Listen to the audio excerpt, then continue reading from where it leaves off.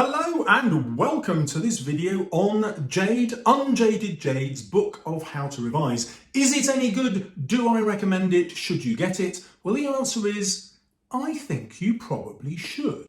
Jade is writing hers from the point of view of a 20-year-old student who's at university still studying, and she can still remember all the barriers that she faced when she was learning. So her experience is incredibly relevant to you. You will discover a lot about her personal life that you don't get on her YouTube channel. However, it helps you understand that she's not just some privileged, highly academic student to whom everything came easy. She's had to learn how to change her sense of self, to stop defining herself by her grades. So chapter 1 deals with your motivation. For me, the great thing about Jade's channel is that she tries to be positive about every experience, even the stressful ones. She tries to see the opportunities that learning will offer her. And that gives us a really balanced perspective about how much time to put in studying and how much time to do other things. The other thing I love about this chapter is when she was in year 12, just starting out on A-levels, she realised she wasn't learning anything because she didn't think the teacher communicated well.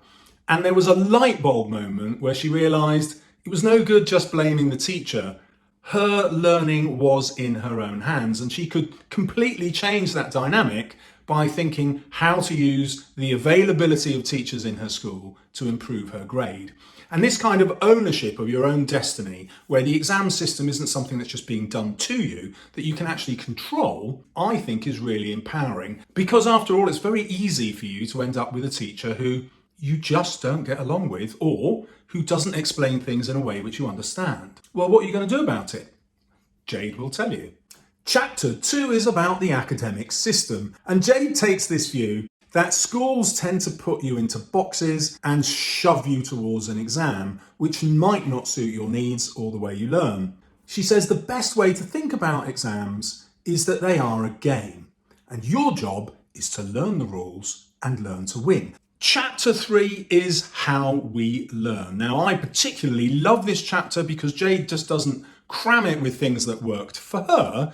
She's gone back to the neuroscience of how memory works, and she's thought through what that will mean for your revision. She's developed a handy little mnemonic, which you may have seen on her channel. It's SAAD, but because there's a double A in SAAD, you have to pronounce it SAAD. Well, so she tells you in her book. And this always involves some kind of testing. You have to properly test yourself. And obviously we don't like doing that because we often fail.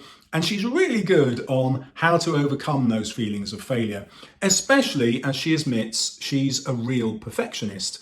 And in her younger days, failing was catastrophic. It would reduce her to tears and she couldn't cope. And she's learned some really brilliant strategies about how to cope with perfectionism. So her great takeaway at the end of this is when you use these principles, you find you don't work harder, you just work smarter.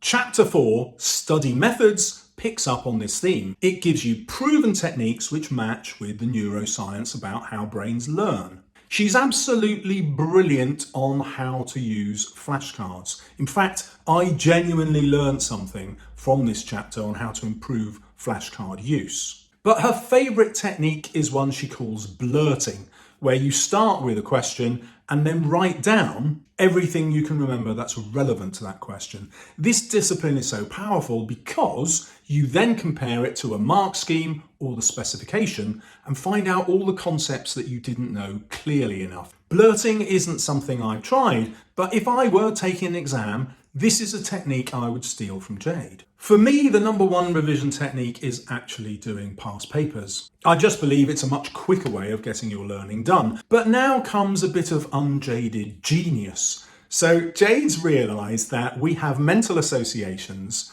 with objects and places. And so I love this. She said, right, well, what happens when you go into the exam? You can definitely predict what will be in the exam with you. And so she starts with things like her hands and fingers and her pencil. And she gives these really cool examples of how you can attach important things you need to remember to associations with your hands and fingers, and also how you move them and interact with them all have significance into the memory that you're trying to build. And it's like a superpower where you can walk into the exam and feel like you're actually cheating it legally because these invisible memories suddenly become visible to you on the objects that you bring into the exam.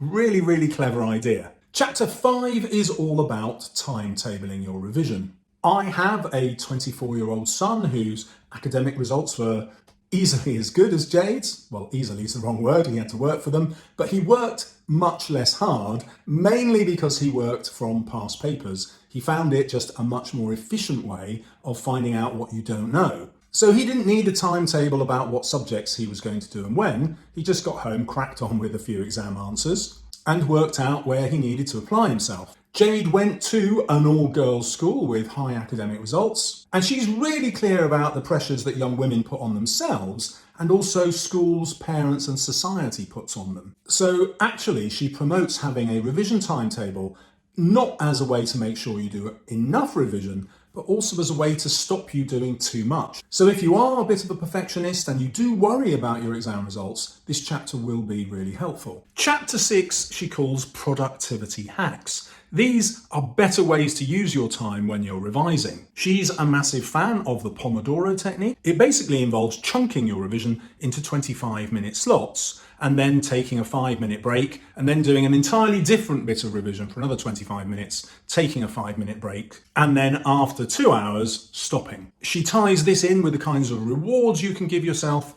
and it's a really good technique if you're not motivated. Chapter 7 is the only one that gave me a bit of a shock. It's all about your homework habits, and she gives a routine for daily homework which shows her working from 4:30 through till 9 with half an hour off for dinner. So that is 4 hours of revision and homework every night. So really this comes down to your motivation, doesn't it? How much do you absolutely want top grades? My son certainly worked nowhere near that amount of time. And my daughter, who got A star, A and B at A level, had a very much more chilled life. Now, I've absolutely no doubt at all that if she followed Jade's advice, she too could have scored 3 A stars. But if I asked my daughter, who's now 26, whether that would have been worth her time, she would have said, "Dad, don't be stupid." So there is a balance here, isn't there? And the whole point of my channel is that I'm trying to get you to believe everybody can get really good grades if they just learn the right stuff. That's why I make YouTube videos. And Jade's message is very similar. If you work really hard and revise in the same way,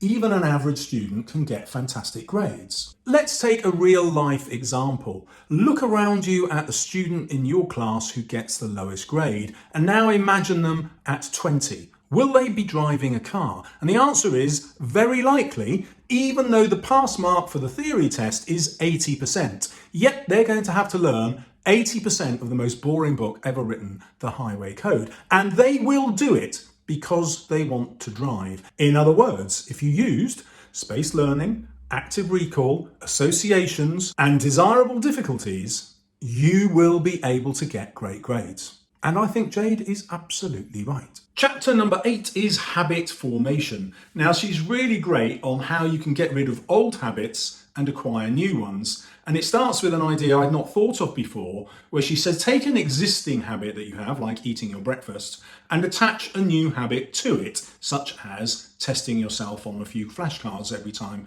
you eat your porridge, if you're like Jade. I've actually given up carbohydrates and lost 2.5 stone, have you noticed? Chapter 9 is perfectionism and the fear of failure. There's something about teachers and parents and the way we examine students that makes them fear getting answers wrong. And Jade has had to train herself out of that mindset. Now she says, failure is a tool for growth and nothing more. Chapter 10 is called mental health, and it's the one that's most personally revealing. If you need to be motivated by Jade's experiences and her own emotions, then this is the chapter for you. She gives a lot of herself away here, and if you're a fan, you'll love it. Chapter 11 is the night before the exam, and she's got some really good routines that will stop you overthinking, stop you worrying too much. She does include quite a bit of revision still to do, which I think is overkill, but she does have one awesome tip, which is to write out for yourself what she calls a cheat sheet with all the things you normally get wrong. Make sure that's only one side of A4, and then just revise that and practice that so that when you go into the exam, those things are still in the forefront of your memory. Chapter 12, before, during and after the exam, I found actually kind of beautiful, which might sound a really weird thing to say, But because Jade uses so many past papers to practice, she enters into a state of flow. This is the psychological term for when we become absorbed in a task, so that time seems to just disappear. Now, on the one hand, she pays real attention to time. She brings her own watch in so that she can make sure she's keeping to timings of questions.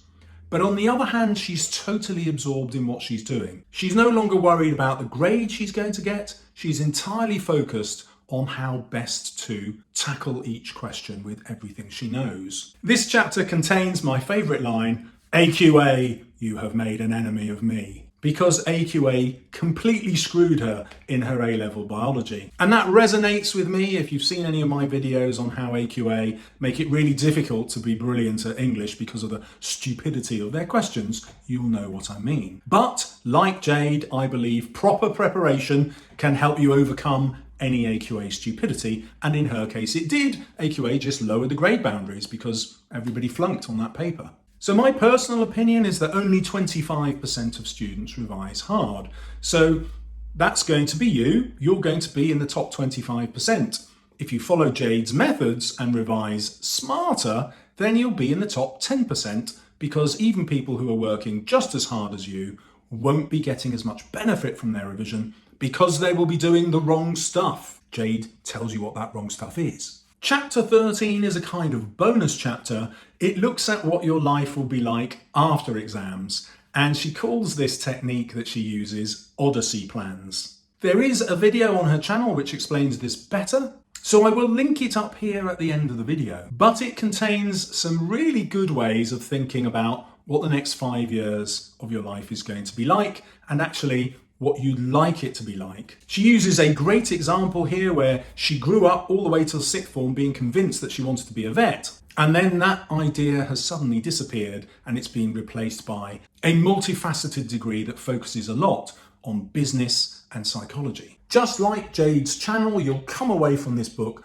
buoyed up by her personality, which is so positive and optimistic, and you'll get a much more clear sense of how difficult that's been for her in the past. Not that this is in any way a pose. It isn't. It is a coping strategy to make your life better.